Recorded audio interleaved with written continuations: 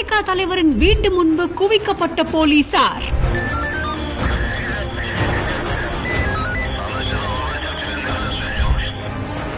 அன்று உற்சாகமாக பேசிய தாவேகா தலைவர் இன்று அவரின் ஏரியாவிற்கு இப்படியா? ஒருத்தரும் எங்களை தாண்டி போக முடியாது. டாப் மோஸ்ட் செக்யூரிட்டி போர்ஸோடு பாதுகாப்பாக இருக்கும் விஜய். மனுஷன் என்னங்க இப்படி ஆயிட்டாரு?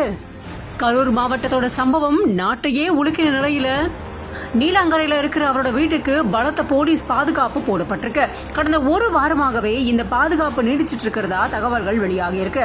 விஜய் வீடு மற்றும் வீட்டிற்கு போற 2 வழிகளிலுமே ஒரு ஆய்வாளர், 2 உதவி ஆய்வாளர்கள் அப்படின்னு கிட்டத்தட்ட 20க்கும் மேற்பட்ட போலீசார் பாதுகாப்பு பணியில ஈடுபட்டிருக்கிறதாகவும் தெரிவிக்கப்பட்டிருக்கு.